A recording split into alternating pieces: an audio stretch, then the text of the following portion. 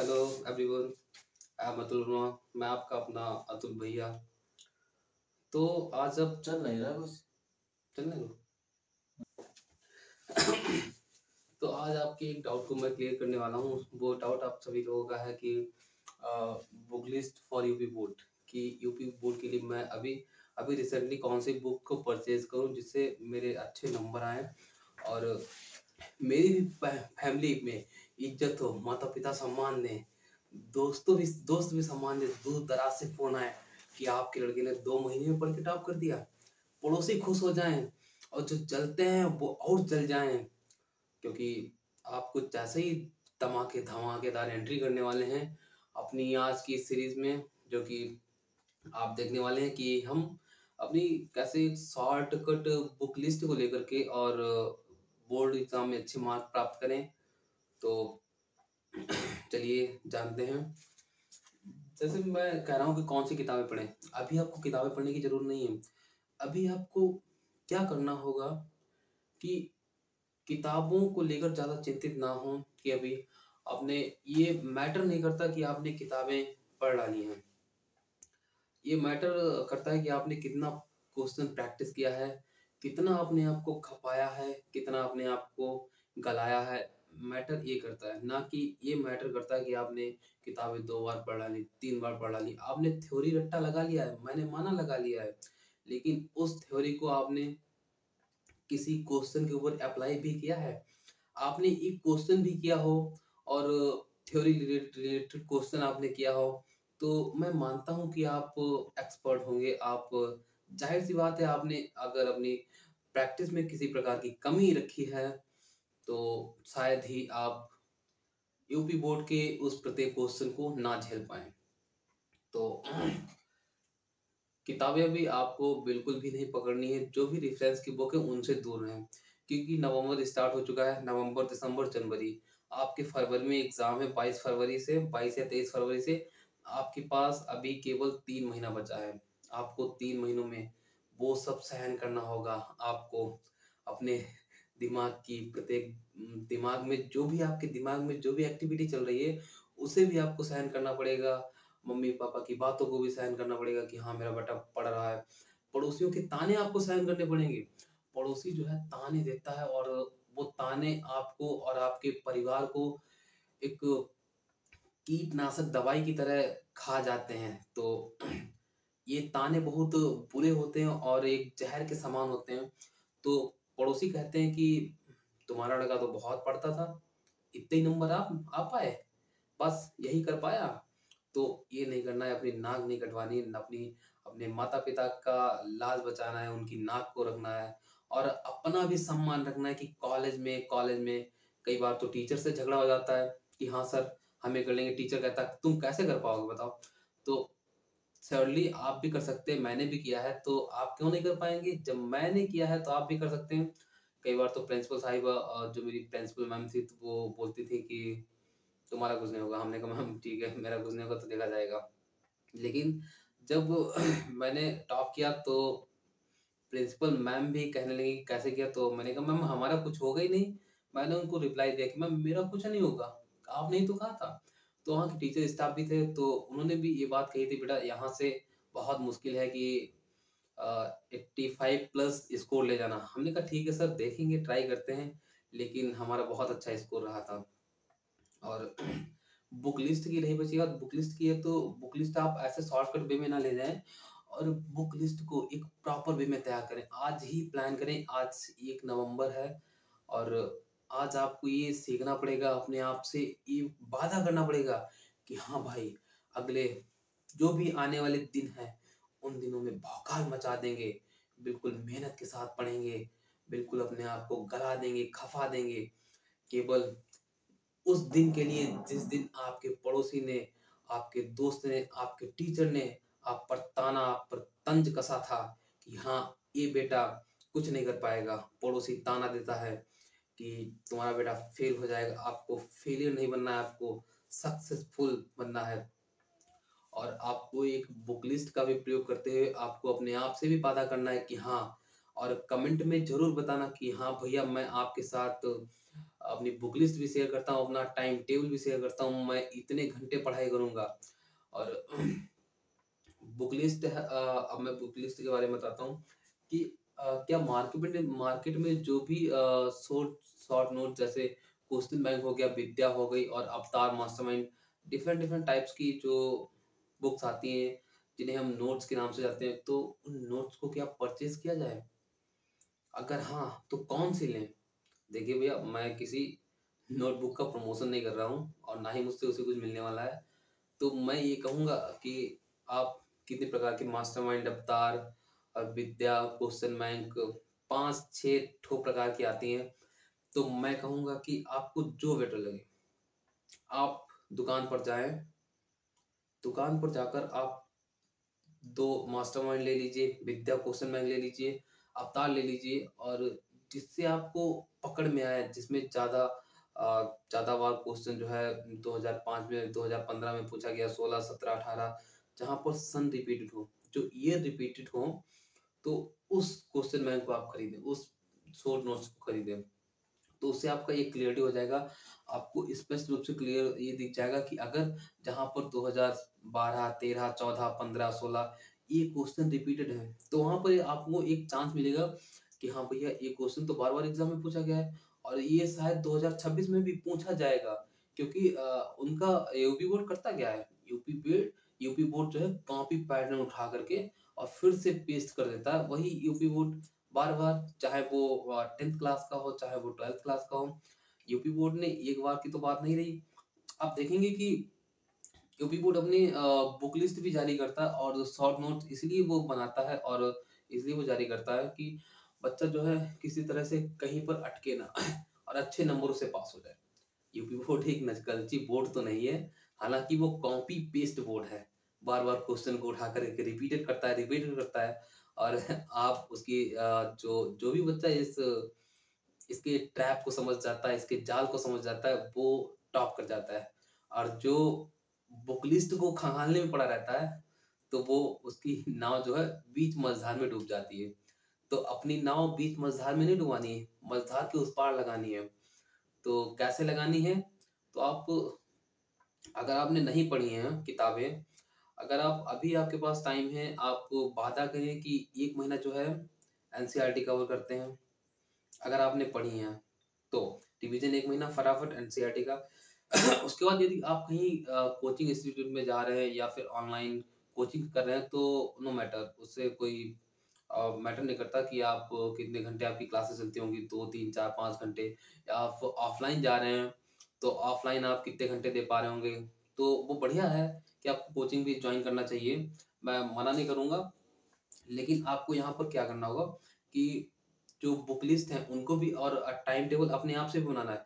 भाई, आप किसी भी ऑनलाइन स्टडी करें या फिर ऑफलाइन स्टडी करें, कोई भी कोचिंग कोचिंग इंस्टीट्यूट का कोई भी टीचर जो है आपके दिमाग में घोल के नहीं डाल देगा। केवल टीचर की रिस्पॉन्सिबिलिटी होती है 10% की, 90% आप अपने खुद एफर्ट्स लगाते हैं, जिससे 90% जो आप अपना सच में स्वयं अपने एफर्ट्स लगाएँगे, तो आप सच में एक टॉपर बन जाएँगे।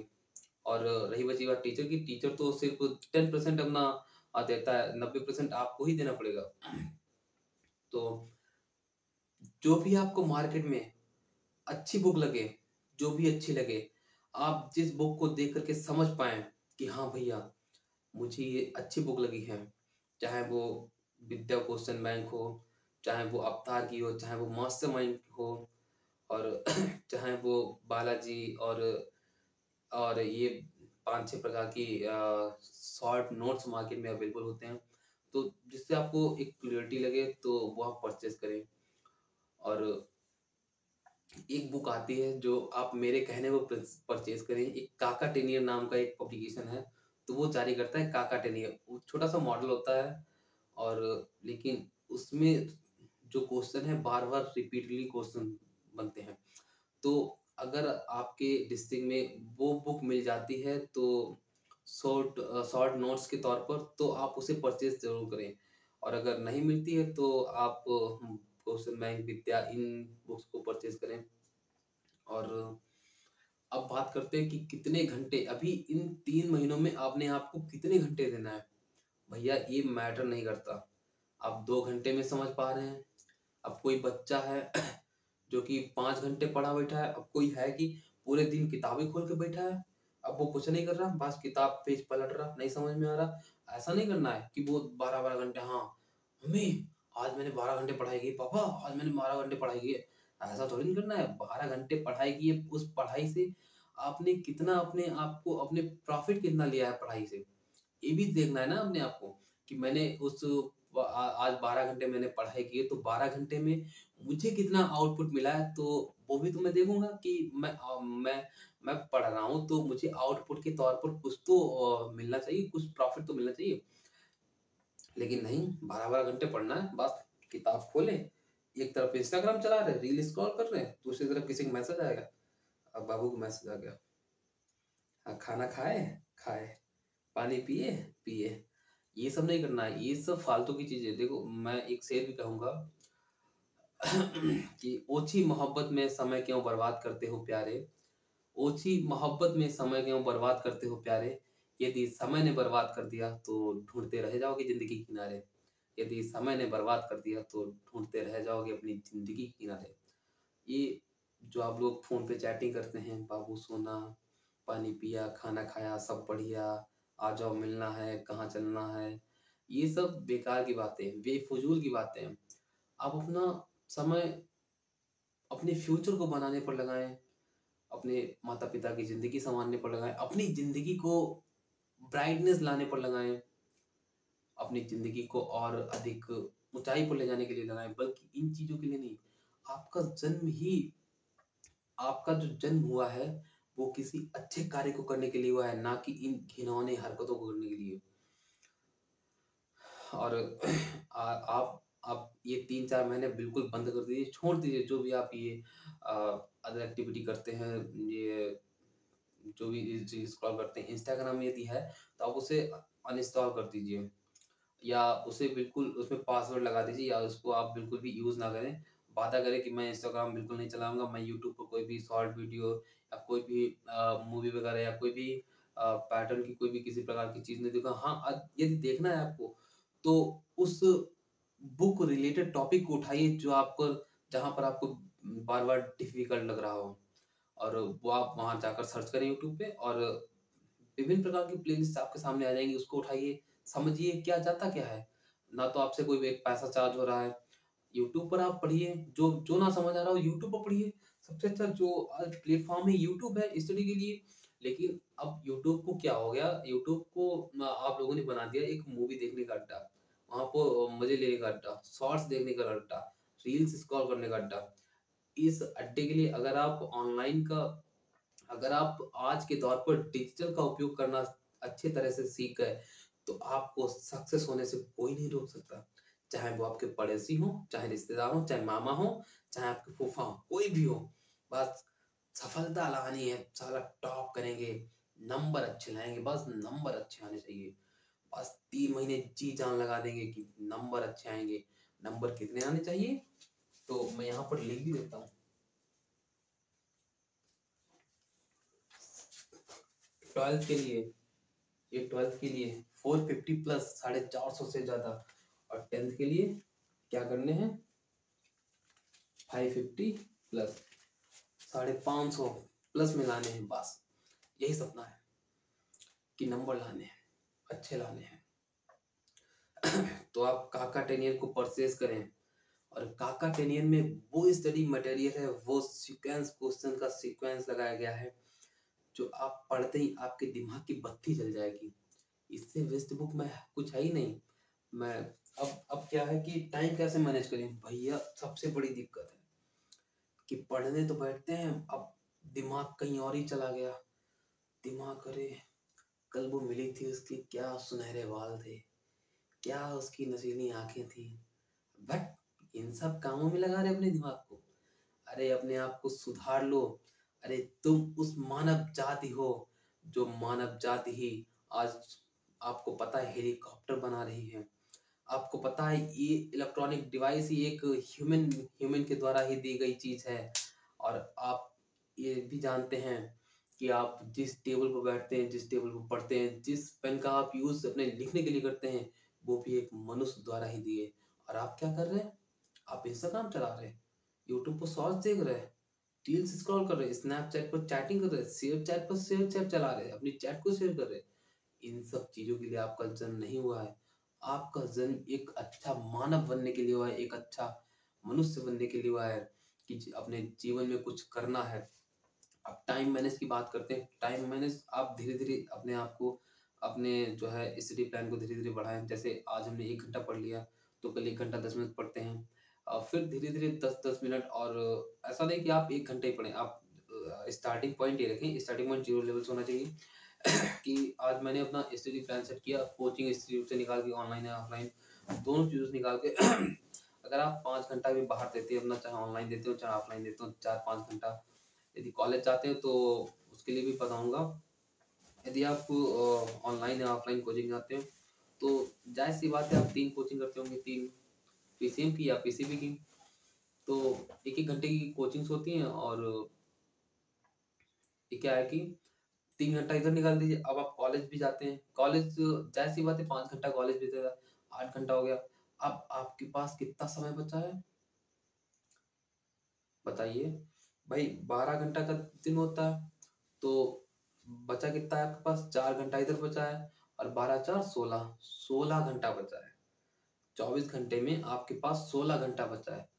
अब अब आप सोचिए 16 घंटे में आपको क्या करना है? उसी में खाना, नहाना, धोना, पढ़ाई करना, मस्ती भी करना, खेलना, कूदना सब कुछ।